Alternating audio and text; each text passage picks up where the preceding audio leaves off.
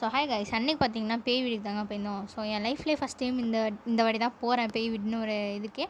பார்த்தீங்கன்னா இதுக்காக ஒரு வருஷம் நான் வந்து அழுதேன். இந்த மாதிரி பேய் வீட்டுக்குள்ளே போயிட்டு அழுதேன் பயத்தில்.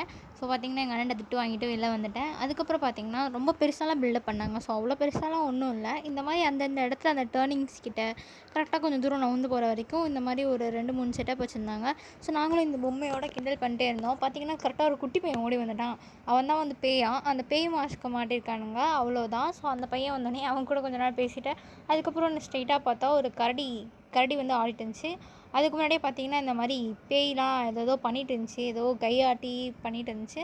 ஸோ அதையும் பார்த்துட்டு நாங்கள் 2 பேரும் அங்கே நின்று ஃபோட்டோ எடுத்துகிட்டு இருந்தோம். அதுக்கப்புறம் பார்த்தீங்கன்னா போயிட்டே இருக்கும்போது பின்னாடி வந்துட்டான் அந்த குட்டி பையன். பின்னாடி வந்து நம்மளை பயமுறுத்தலாம் ட்ரை பண்ணால். ஸோ பயப்படல, நாங்கள் 2 பேருமே பயப்படல. அதுக்கப்புறம் அங்கே இருந்த கரடி எல்லாத்தையும் பார்த்திங்கன்னா வீடியோ எடுத்துகிட்டு பொறுமையாக ஷூட் பண்ணிட்டே போயிட்டுருந்தோம். பின்னாடி பார்த்திங்கன்னா இன்னொரு சவுண்டு கேட்க ஆரம்பிச்சிச்சு. பார்த்திங்கன்னா பெரிய பேய் வந்துடுச்சு. எங்களுக்குலாம் ஒன்றும் சொல்ல முடியல.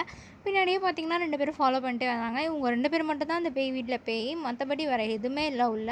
இந்த மாதிரி லைட் செட்டப் பண்ணி தான் போட்டு வச்சுருந்தாங்க. வேறு எதுவுமே பெருசாக பயப்படுற மாதிரிலாம் இல்லை. அப்புறம் என்னென்னா பின்னாடி வந்து சவுண்ட் போட்டிருந்தாங்க.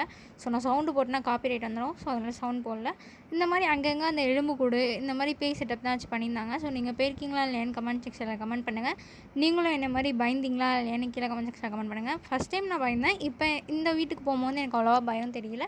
வீடியோ பிடிச்சிருந்தா லைக் பண்ணுங்கள். மறக்காம நம்ம சேனலை சப்ஸ்கிரைப் பண்ணிட்டு கூட உள்ள பெல் ஐக்கானே கிளிக் பண்ணுங்கள். டாடா கைஸ்.